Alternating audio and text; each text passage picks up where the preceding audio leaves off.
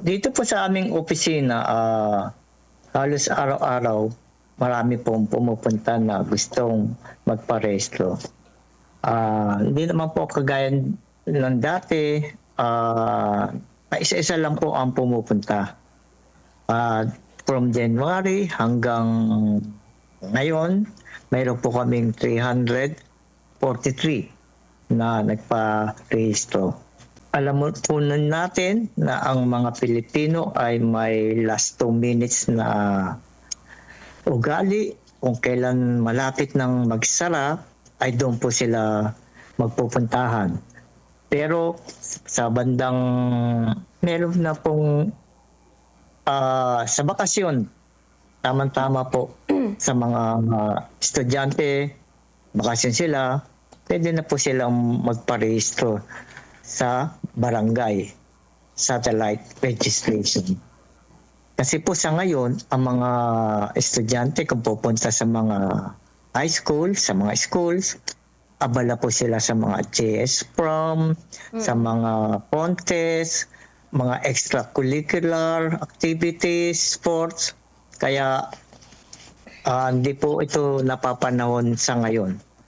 And na lang po natin ang bakasyon at naroon po ang mga kabataan mismo sa barangay po nila na walang pasok at may pagkakataon na magparehistro po sila.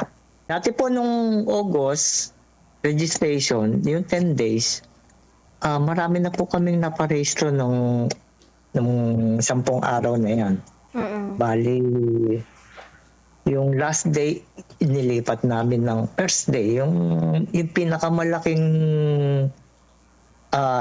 school na senior high school na inuna namin hanggang sa palit ng palit. Pero pagdating ng last day, pa isa-isa na lang po. Kasi nakuha na sa dami yung malalaking school. Pero kung hindi namin nilipat at hindi kami nag-satellite sa mga school, sigurado last day namin ay punong-puno.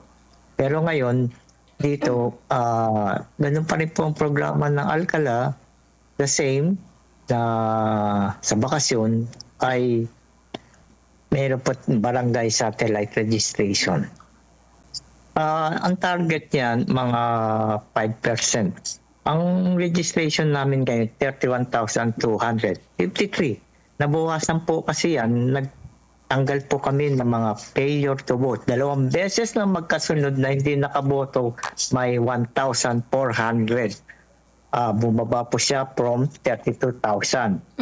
Pero dumami po siya dahil yung sa SK naman, na nag-18, yung SK natin, nag-18, automatic po silang na hindi na sila magpaparehistro, na extract po sila na yun po ay may 601 na nadagdag na dati nang nagparehistro ng SK.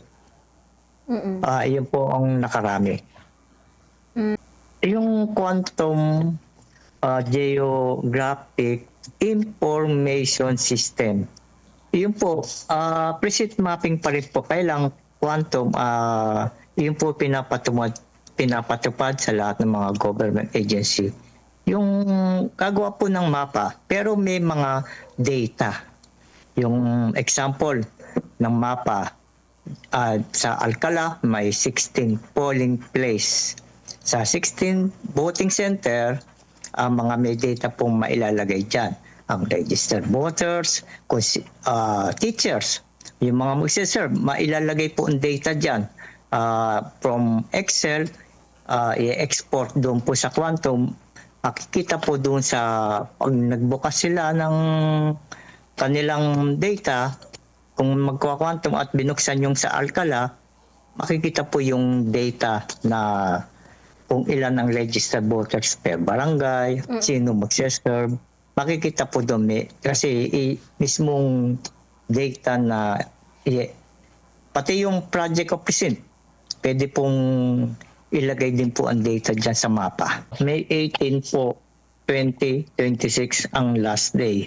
Kaya habang Marso, Abril, May 18, hinihikayat ko po mga taga-Alcala na hindi pa po nakapagparehistro, mas lalo yung sa SK, yung kabataan na mag-15 at mag-18 sa November 2, kung siya ay 14 ngayon, 17, hindi pa